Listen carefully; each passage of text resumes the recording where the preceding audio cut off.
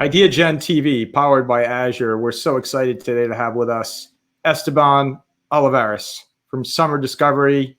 Esteban, welcome. Thank you, George. Good to be here. What an incredible moment in time to have you here with us on Ideagen TV. I know you have an incredible power panel on future global leaders with you today. And I wanted to say, my gosh, it seems like yesterday that we were sitting at the United Nations talking about this very issue of creating a future global leaders academy. And here we are today having launched the Future Global Leaders Academy together with Ideagen and Summer Discovery. Yeah, we are excited about this new partnership and the opportunity to provide these leadership experiences for students and then to create those future leaders. Yeah, and I think it's important to note, and I must note at the onset before you launch into your interview, that we'd like to applaud you and Summer Discovery for having that strategic foresight to pivot to online learning, to afford students across the planet literally the opportunity to continue learning, because after all, it's all about lifelong learning, and cultivating as well those future global leaders is so important. And in addition to that, I'd like to add that you have been a leader and a supporter of Ideagen and our mission to achieve those 17 broad global goals of the United Nations from the very beginning, Esteban. From the very beginning, you have been a supporter of helping in any way you can, and now through your role at Summer Discovery, to help achieve those broad global goals of the UN. By the way, unanimously agreed to by all 193 member states of the United Nations, including the United States of America. And so I applaud you for that. We're so excited and cannot wait to hear your incredible perspectives and insights, along with those of your guests today, to future global leaders. Looking forward to it. Thank you.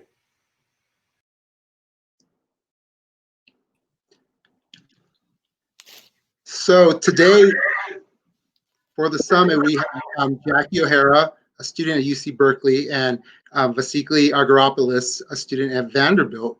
And let's jump right into the questions and get to know these two global leaders, youth leaders. So a question for each of you. Can you tell us about some of the issues, activities, and actions that you as future global leaders have addressed, with the pressing issues of the United Nations SDGs? So tell us a little bit about yourself and kind of tell us about some of those actions and initiatives that you're working on. Jackie, you want to start? Yeah, that sounds great. Hi, I'm Jackie. It's been quite an interesting last few months, and a lot of the things I've been doing has pivoted towards online learning. So currently I'm working with Eisenhower Fellowships to promote women in STEM and improve diversity in male-dominated fields. And so that has been my big initiative for the most part. So I was really excited to work with my community to found Academic Pipeline. It is an online supplemental learning program that is free for all students.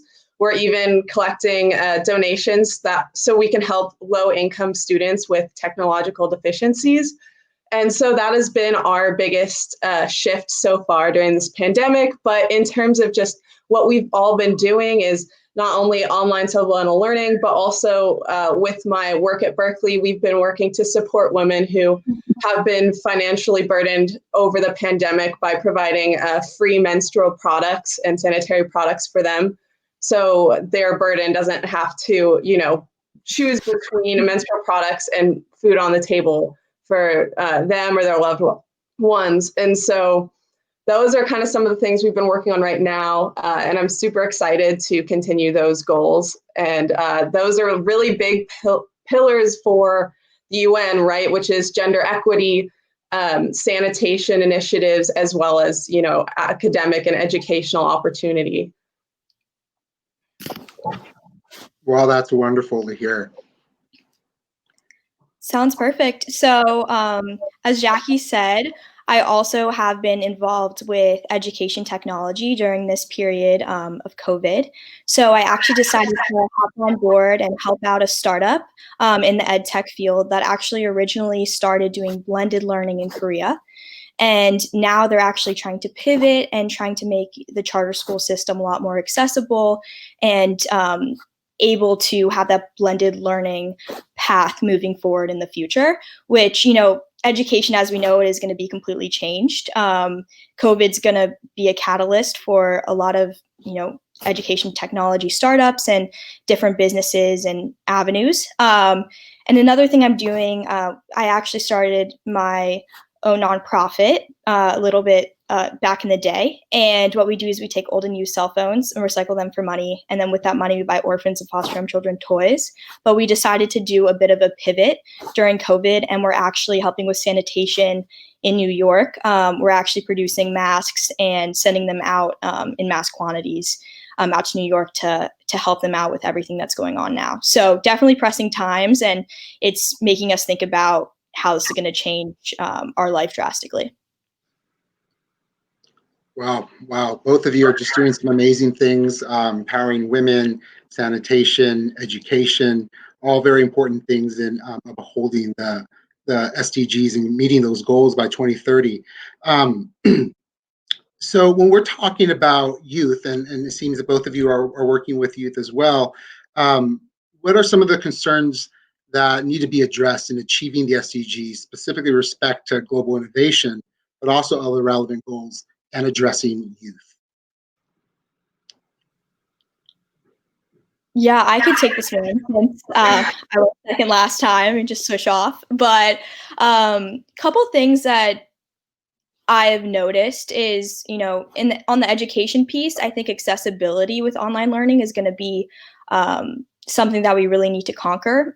One would think that online learning makes things more accessible, which it does. However, a lot of times with, maybe kindergarten kids or kids that are younger, they need some sort of adult or some sort of learning coach. That's what a lot of people have been calling it these days, in order to help them aid their learning at home and in these online settings.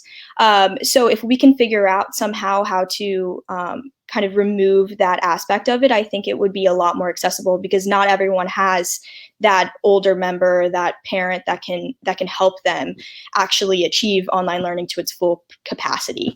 That being said, I also think, sanitation is pretty much just a immediate need for right now, and obviously like taking those best practices moving forward. But that's kind of one of the big issues I see, is the accessibility, which is pretty counterintuitive. Yeah, I agree. Those are some really big issues. Accessibility is, something that we're still trying to find ways. And I think it just shows how important it is that we create, a diverse team of, fields and perspectives, because, it's difficult when you have a homogeneous community that is trying to create access for everyone. We end up finding that it leads to unintentional bias, which we're seeing in a lot of the AI and programs that are being currently used now, and that are going to be further developed with this push to online learning. And so it's really important that now more than ever, we really work to enhance the diversity and opportunity for women and minorities to, get a seat at the table. So I think that is a huge thing. And I think, all of these goals are interconnected in some fundamental way, right? You can't have opportunities without economic advancements. You can't have economic advancements without some form of sanitation and some form of infrastructure and agricultural security. And, so they are all interconnected, which is why it's sometimes really difficult to pick one thing or a few things that are most important to focus on. But for the most part, I think something that's, really fundamental to all of these goals is education, and is, economic empowerment of diverse groups. And so those are some of the things that we've been working on specifically, because those will, cascade and have a domino effect on all the other goals, in my opinion. And so those are some really fundamental ones to me. Thank you. And as we know, that the goals, they're they're big, they're worldwide, they're global. And I think sometimes there's misconceptions about the role that youth can play in helping design that framework to meet the goals. And so what's your perception on some common misconceptions that may be out there of the role that youth can play? So I think the biggest misconception is they're too young, they don't know enough, leave it to the adults. And I understand where people get those from, right? We have this societal perception of, kids just should be kids and that's fine. But, kids are passionate. They love learning. They're curious and, they're learning right from wrong in such a young age. And, they want to build on that and build things and, help people. And I don't think we should ever put obstacles in kids' ways to, do those things. And if anything, we should be building bridges for them, connecting them with people and mentors that, are only just going to further this, love for their community and this passion of theirs. And so I think that is, fundamental. I definitely agree with that statement. I think that there's maybe sometimes unconscious or conscious biases towards kids thinking that they're not capable. I know I first started my first entrepreneurial venture actually in middle school, and I, something in my head was like, I can do this. I have full capacity to do this, and I think that's contrary to what society teaches you as a young kid. And I don't think we should ever cap people's potential or ever cap their aspirations, even if it is traditionally too young. I think we should encourage them and, like Jackie said, lead them to mentors. And honestly, I actually think that leading kids towards, engineering at a young age can be really important in creating innovation down the line. And, there's been a recent call to build and have like our education focus on building. And I'm a computer science minor, and I feel that even an understanding of technology or engineering ingrained in young kids can help us all build and actually create things that can make society better as a whole. Thank you for those insights. I think it's agree with you. It's very important that we empower youth. With Summer Discovery and Ideagen, we're focusing on this Future Global Leaders program, to provide the tools for youth to learn about the SDGs, how to raise awareness, and to come up with solutions to real world problems. So that cross-sector collaboration, we're committed to providing that opportunity with Ideagen. Do you have any suggestions or ideas for leaders in education or leaders in social innovation and technology? What more can we do to empower youth, and especially providing the tools that they need to become future leaders? Definitely. So I actually think we should use technology and online education as a strength. So I think there's a common misconception of how do we get what we're doing in person onto online? Well, I think we should be looking at it as how do we make online better than what we can do in person? And I think that small little shift is so important. And I think that this could be amazing. Like we could have, a public school system in, Maryland, which is where I'm originally from, and a public school system in California collab over the internet. And that increases diversity, that increases conversation, people in different neighborhoods or different areas, which formerly in, the brick and mortar type sense has been focused on location, but now, location is boundless. So we can understand someone from a completely different country or a completely different city than us. And I think that would be something cool to jump on and really explore in education moving forward. Yeah, I love that point. I really think the internet has the power to, connect us all and create a wonderful network for young students, especially to, meet people, be inspired, learn, become culturally aware of, just the place that they're living in and other places. And so that's an excellent point. I think, some of the biggest things would be empowering young students in these fields with growth mindsets, showing them that, they can take it, like Vasily said, one step forward and, it really improve on what we have now. There's so much that we can, build constructively with the power of AI and the internet and, online learning. And I don't think that, we're ever going to go back anytime soon.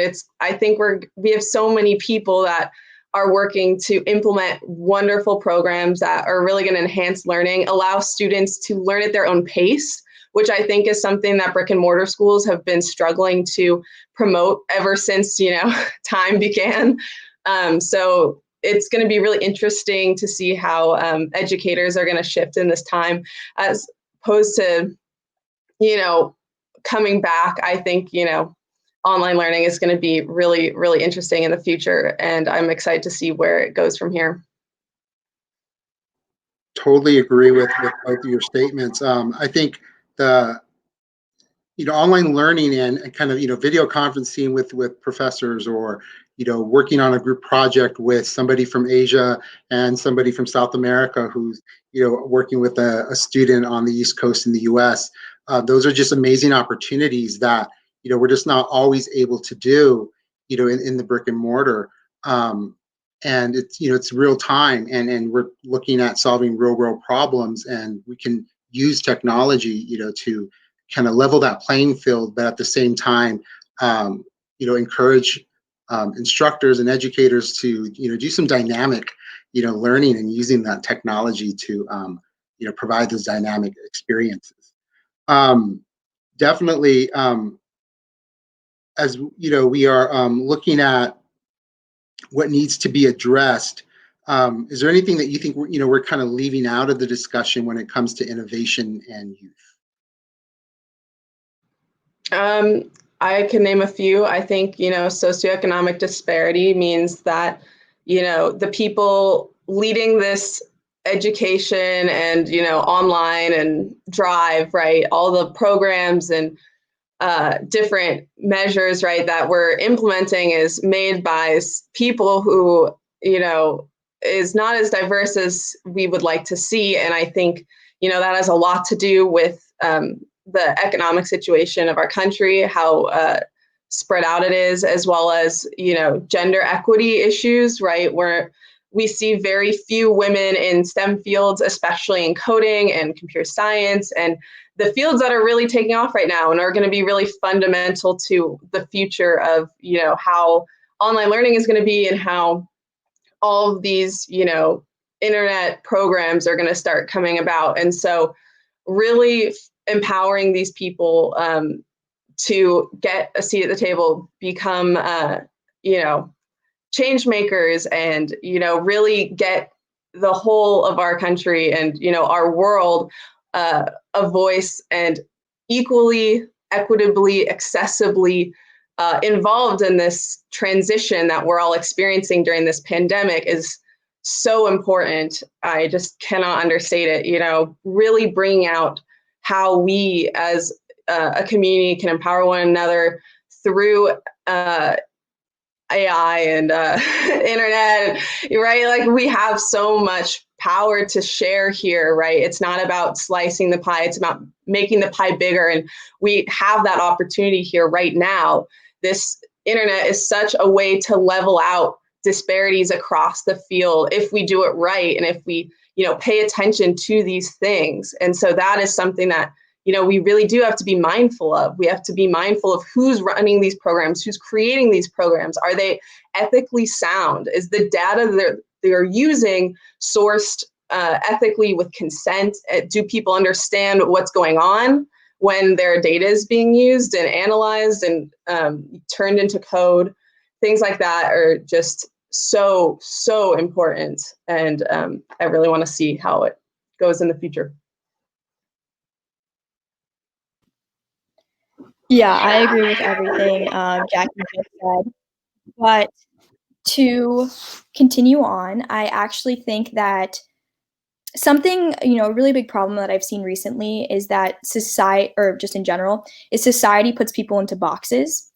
And you're almost kind of pivoted against the other box. And, society can be very competitive, which, at the same time, could have some good aspects. But like, let's say, like, even with political parties, like, if you're fully one party versus another, then, that causes a lot of hate. And I think that if we can get across these, hateful boxes or these lines and just kind of all come together and look at a person not based on their gender or race or political thoughts, and just look at them as like their individual person, and the personality and character and things.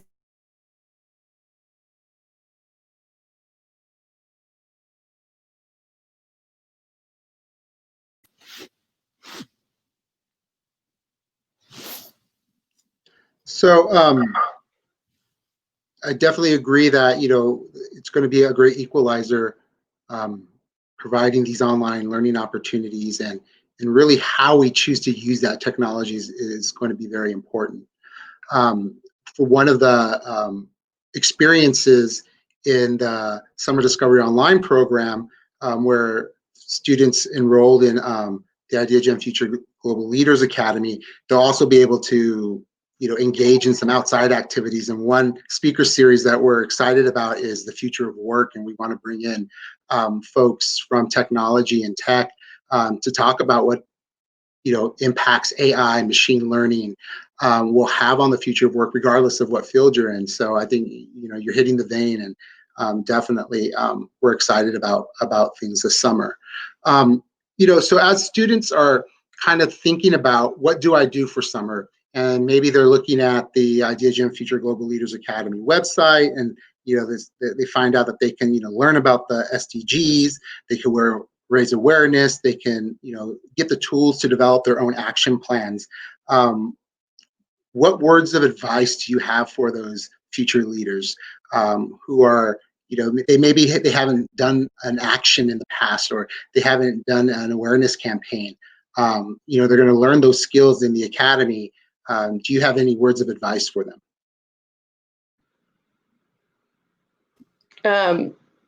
Yeah, I think, starting something can, ultimately be intimidating, especially at such a young age. And it's all about resilience and grit. And if you are passionate, then you shouldn't let anything or anyone stop you. There's no such thing as ever doing too much to help, your community. And I just hope that they all can, look up to all the amazing people in Ideagen, this program, and see how many people are out there ready to root for them. And I'm ready to root for you. Mentorship is so important. And I promise you all, you upcoming leaders, you're going to do great things. You just have to keep going. And even when it's hard, even, when there's obstacles, have that growth mindset to succeed, and ask for help when you need it, and do your best. And that's all anyone can ever ask of you. So good luck, everyone. Yeah, good luck to all the future leaders. I say, just be a doer. Just go out there and, things may be uncertain. Things might not always work out, but just keep pushing and pushing and pushing. And, one day it's going to break through. And I also would suggest that, becoming accustomed with uncertainty is really important just in life in general, because, in school, you probably always have an answer sheet. There's always something to check your work on. But in real life and, in entrepreneurship, or if you're building a campaign or whatever, you essentially won't have that. And sometimes solving problems takes years, and you just have to kind of keep pushing through. I also think that know your motivation. So like kind of take time to journal and think internally what motivates you. And for everyone, that's something different. But once you have that anchoring, nothing can stop you. And that's like an internal confidence and something internal that will never change, and it will drive you forward to success and beyond. Wonderful, wonderful. Well, thank you, Jackie and Vasily. We're definitely going to have to figure out a way to have you come and talk with our students. We can definitely leverage technology and bring you into the classroom. I think that's one of the amazing things. So we should definitely talk offline about that. Perfect. Yeah. Would be honored. So excited. So I just want to remind everyone that the Future Global Leaders Academy, the first session is June 29th. And there's information on Ideagen's website. You can also find information on the Summer Discovery website. And we encourage folks to call in, apply, and be part of this amazing initiative. Thank you.